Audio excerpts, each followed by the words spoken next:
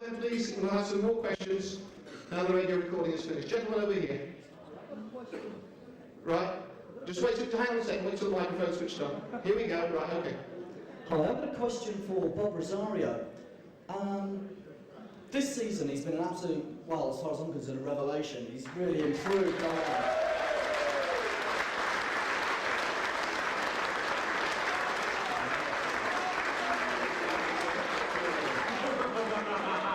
What is the difference from last year? Because last year you were a real pillar.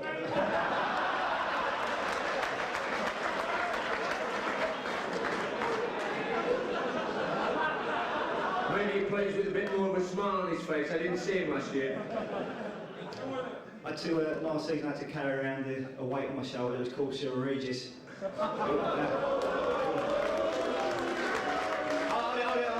Me and Sir are like that. We just finished our prelim course with best of mates, but it was him I had to get over again.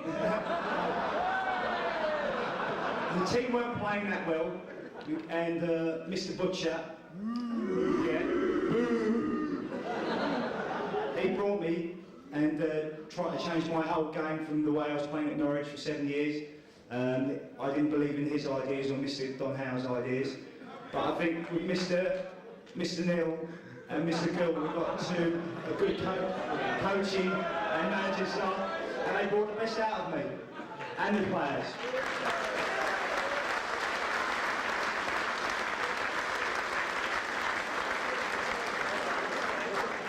Gentleman standing in the middle of the room. Thanks very much, Stuart. I'd like to ask Bobby and Phil their thoughts on the recent form of John Williams, and do they think he can still make it in the Premier League? Postman Pat.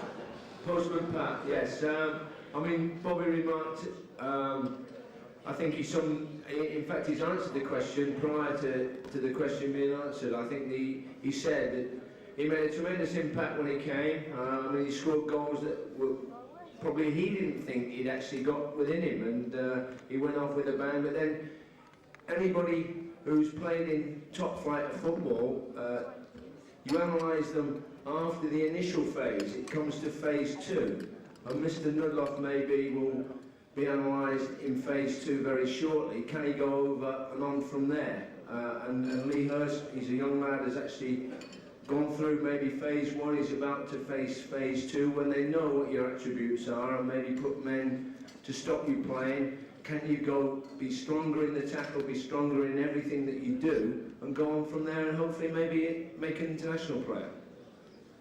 Gentleman over there. I was just going to say to Bob and Phil and other players that the majority of people I've spoken to this year are genuinely excited about what's happening up there. You're not there yet, but you're not very far away.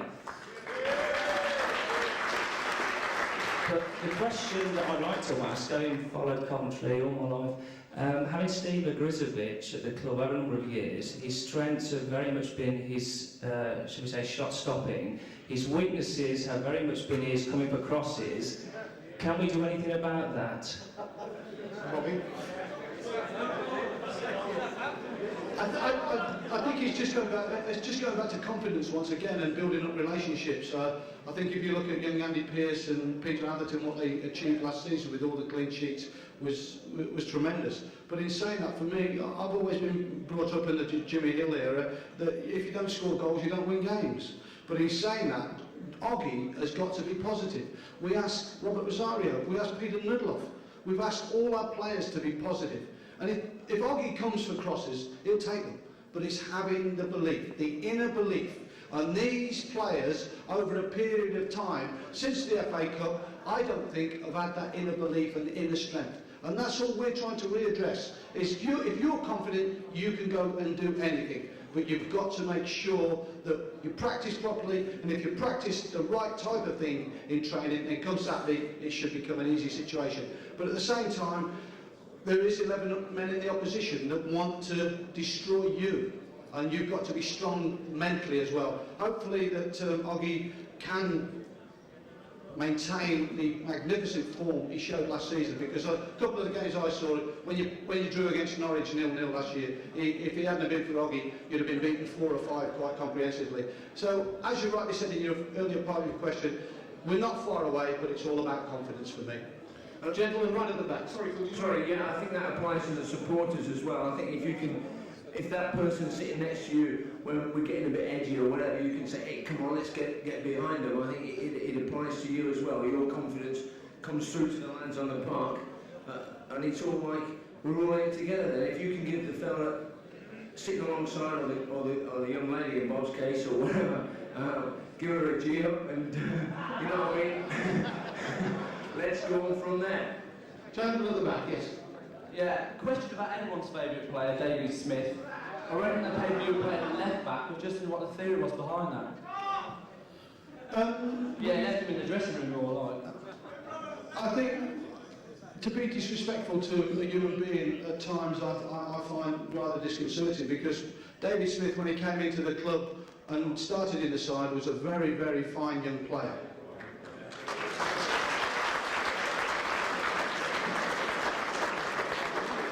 Unfortunately, when David wasn't playing well, he was left in the first team. Now, I can't answer that question. This has been related to the youngsters in the side, and I call a situation of youngsters can be left in there too long. Jimmy Hill was brilliant with me. He played me for one game and left me out. Then he'd introduce 2 games and then he'd leave me out. Then 3 games and then he'd leave me out. It's a build of a sequence, because it's the extra pressures, the extra responsibility, the extra understanding of what's required mentally and physically. And I just felt that David Smith was left in there too long, and the scars that he has had have gone with him ever since. And he freezes when he plays at Highfield Road. But unfortunately, the circumstances are that we endeavoured to give David a new insight to the game, just played him at left back as an experiment. It didn't work. We all put our hands up and we just said to David, now go back, play left wing, play without any shackles, go and be the David Smith of old that we believe in and that you believe in as himself. But it doesn't happen overnight. And hopefully we can give him that confidence and belief in his own ability. But ladies and gentlemen, it won't come overnight.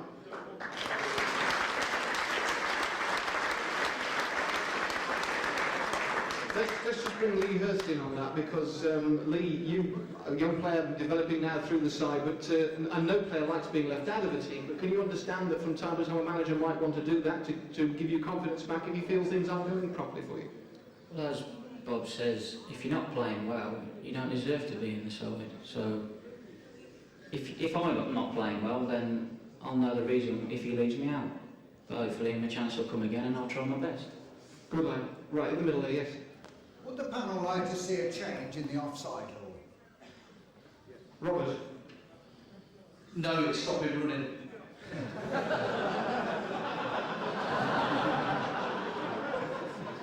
You can't be offside in the 6-yard box. I'd like to see it brought back to the goal line. No, I think the situation's okay with this new back pass law. I think Oggy suggested something about, you could back pass in the penalty box itself. That would take a lot of the problems with deflections off defenders into the keeper's hands and giving silly free kicks. I mean, Brian got an absolutely pathetic one against Everton. It was a joke. I think that law would change that. But the offside law, I think it's not too bad at the moment. Gentleman over there. Pauline, what's happening to Ray Woods? Because if I was on the sick as much as him, I'd be sat months ago. Can I just go back to the other gentleman? I'll come back to you on the question of offside, because I don't think you were fair. You weren't satisfied with your answer you got. Gentleman just there. You wanted to go across the goal line. Personally, I think the laws of the game at the moment are being changed by FIFA for the long-term situation of the World Cup in 1994 to try and get the Americans involved in the situation. I believe if you look at the new law of the pass back, when the ball goes now back to a goalkeeper and one of your forwards goes on a forward run to try and put the goalkeeper under pressure, as soon as the ball is hoofed, and I have no other expression than hoofed away, if the opposition win the header, then that centre forward is going to be caught offside. I think that's got to be looked at, because if not, all you're doing is just killing time again and losing the advantage of the original introduction. And that's my interpretation. Can I come in on that? Okay, we'll come back to Ray Woods in a second, Bobby. Sorry, Phil, no, sorry, no. Robert. Can I come in? Yeah. I know on the Saturday, that situation the gaffer's talking about, when the ball's gone back to the keeper from a long way from the defender, it's very hard because the crowd urge you to come, run and close the keeper down. But as the gaffer says, as soon as he plays it, your centre halves win it, Big Piercy wins it, it's offside. So you're gaining nothing. It's a very fine line, and as he says, the law's got to be changed there, because the forwards are in a no-win situation, unless it's a tight situation where they can close the ball down. But that law's got to be changed, I think. Offsides, Lee? Your view of the offside rule, should it be changed? I don't think it should be changed, really, to be honest. Offside's offside, and there's no way of changing it. You were just supplying the ball for him to be called offside, anyway. I would just change the back pass rule. If there was one, I'd change the back pass rule back to the original. Maybe make the keeper kick it within 4 seconds. I'd just like to reintroduce fullbacks having it from the goalkeeper, and I think we've lost it out through the back pass rule this year. Okay, thank you. Gentleman over there. Bobby, I want to find out why you sacked the Sky Blue book. Because it's great for the fans, it's a great motivator. It's kicking the team for the children, I know, with the Sky Blue book on the pitch. The chairman refused to go in.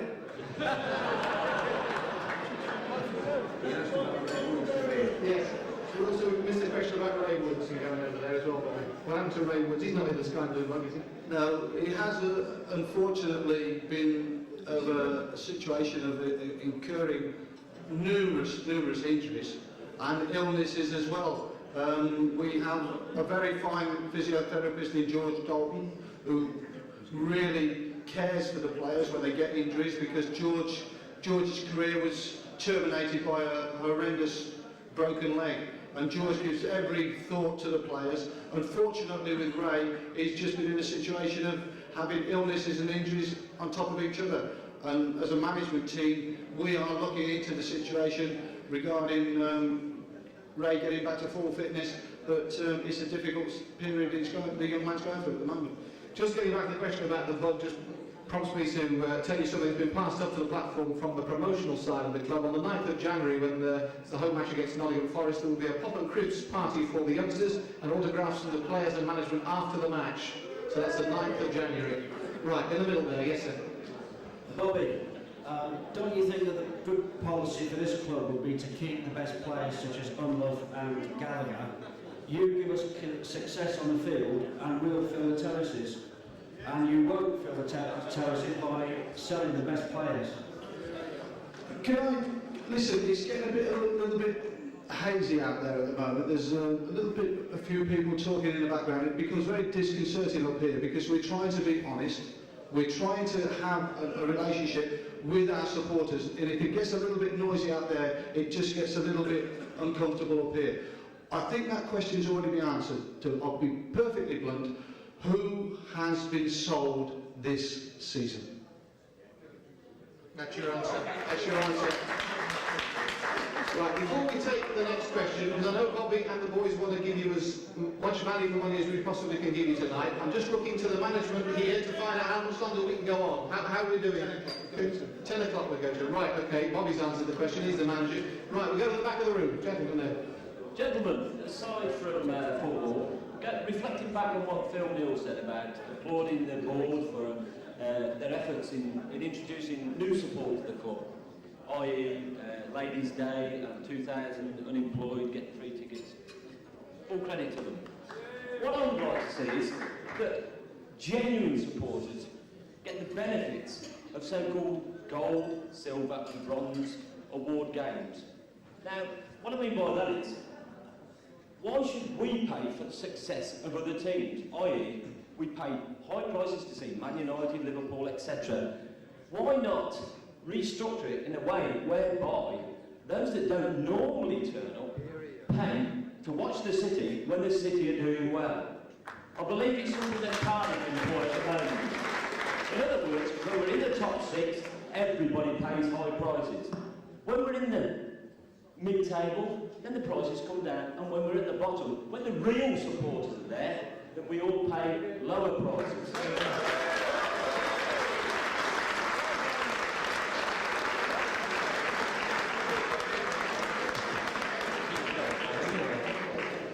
Make common sense prevail. Brilliant. I'll take that to the board. I'll go back to the board. I'll suggest that. I noticed that Cardiff Gate last year's were fantastic. The gentleman that took over the club after somebody being in charge for a long time, Mr. Clemmo, the new owner came in, did what you suggested, and his gates last year were second to none, and they got the just rewards they needed. And hopefully we can suggest that, and perhaps it could be forwarded for next season. I fully appreciate what you said. Gentleman there in the middle. We've topped the Premier League this season, and we're ninth now, and we haven't won for 3 months. 10th. Okay. How would you describe the standard of the Premier League, and what would you consider to be a successful season regarding league position? Well, I said to these lads within, I don't know, 2-3 months of me being here, that I said, I feel we ought to aim to play in Europe next year. And I think through the start that we had, we all felt, yes, fine, but then recently we've lost some late goals, be it the last one. I mean, the Leeds thing stands out for me. If you look at them, you look at Saturday, we're in the league twice, an own goal and a goal at Sheffield United, and then, in fact, we're in the league right up until the last few moments against Ipswich. So there's 6 points in those 3 games that I've mentioned, would take us up to almost a European Cup or European place. So there's no reason why we shouldn't actually get there this year. That's my belief. But as Robert says, my aims are high, aren't they, Robert? Huh? Come watch us try. But I think if you have some goals to a higher esteem, then the more it is, you'll get there in the end. Gentleman over in the back over there in the corner.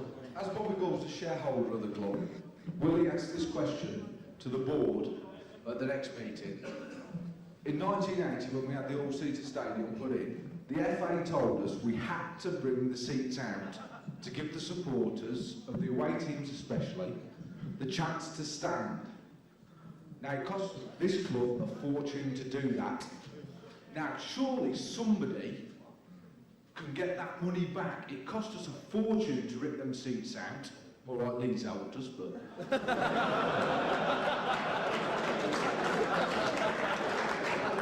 But surely the FA should be responsible for telling us to rip them seats out. And therefore, we should have some financial backing for it. And now we've got to put them back in. I think the unfortunate thing with the tragedies that we have had, such as Highfield and Hillsborough, have readdressed the situation of an all-seater stadium quite dramatically, and we must accept the laws of the land. I agree with the 1980 situation when Leeds did help you rip all those seats out, but I think Jimmy Hill was trying to be in front of the game. I think he was just 12 years too soon for his own liking. But would you agree with the point, Bobby? I mean, a lot of people make this point to us on the phone week after week, and it's one that I sympathise with. Surely it's possible in this day and age to design a football ground where people who want to stand can stand up safely. I'll go along with that, Stuart. I'll go along with that. I mean, why do we have to have it seen? No, I don't say. I mean, obviously the police actually insist on certain safety measures, and they've made us all change, you know, from having reasonably. I mean, the boys who stand on the terrace, it's far easy to depart rather than being in a seat. I'm sure that is so, but I say the arguments hopefully will go on, and hopefully common sense will prevail. But we'll have to wait and see on that one. Indeed. Gentleman in the middle there. Going on to entertainment at half-time, wouldn't it be encouraging to see a local football team in Coventry playing a team from Liverpool every Saturday under 11s? Give the community a bit of support at half-time. Because at the moment at half-time it's just non-existent. And it's 15 minutes of non-existence these days as well, Bobby. Phil and I find that difficult as well, to be perfectly honest. we have to talk for 15 minutes, we find it very difficult, so we've been disappearing, went in all different types of rooms before we go into the dressing room. But with the greatest respect, I do think that the half-time interval can be looked at and must be looked at, if you know, for the supporters. And if we can get the chairman back in the sky blue blue outfit, we'll try.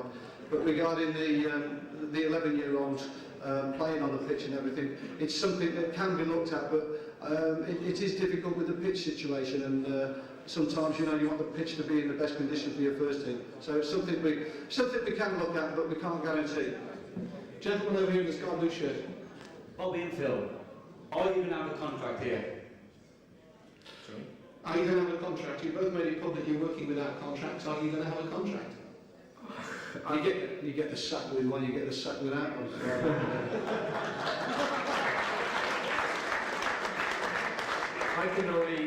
I can only go from the phone call I had from Bobby to say did I want the job, and I've been on my own for 8 weeks, and that was strange after 25 years in the game and nothing to do but run 7-8 miles on your own every day. But when he said, you know, did I want the job, I said, yeah, when do you want me down? He said, hang on a minute, we haven't discussed money. I said, I couldn't give a damn, I just want to get back working again. And he convinced me that this was the right way forward for Coventry City. It was through Bob. He said a non-contractual situation, we both believe in our own ability. I think we've put it to you people. I think we're getting it right. It will take a lot of hard work, but Bobby and I don't mind that. We'll take some stick on the way, but we accept that that's part and parcel of our job. But invariably, we try to create a good atmosphere for the supporter and for the players, a good working environment, and basically we're happy with that.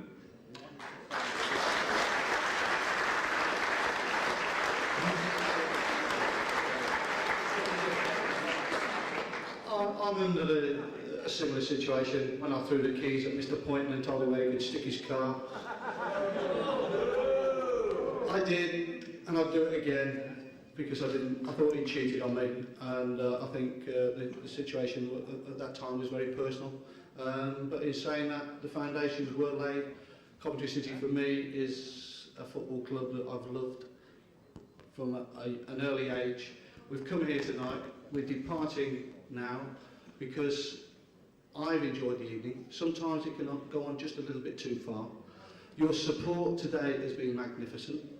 The understanding and the appreciation between players and supporters is coming closer together. These evenings will occur again, hopefully with the cooperation of Mercia Sound and working in cooperation with Coventry City. We've had a gentleman standing up there waving his sheet against himself. Is a Mr. John Clark, who's worked very, very hard on these productions. They've been very, very successful. I hope you've enjoyed yourselves. I just hope that you've come a little bit closer towards the players, a little bit closer towards Phil and myself, but the biggest criteria is that you've come closer to your football club.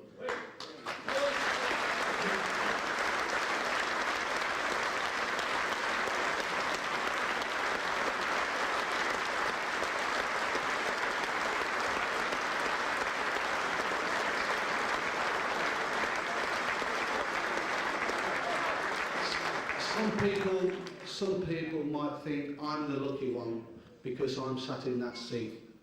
Ladies and gentlemen, anytime you want it, just knock the office door. I am the custodian. I am the custodian of Coventry City Football Club.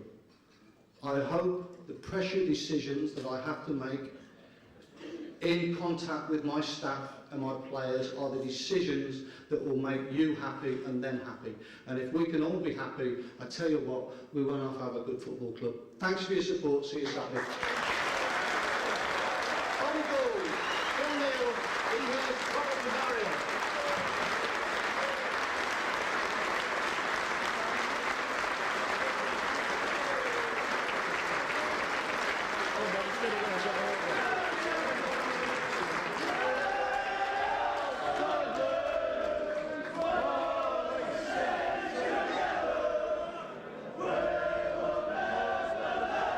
What are we doing now? Are we on now? No, I just thought we'd see. Eat that. What? What's she doing?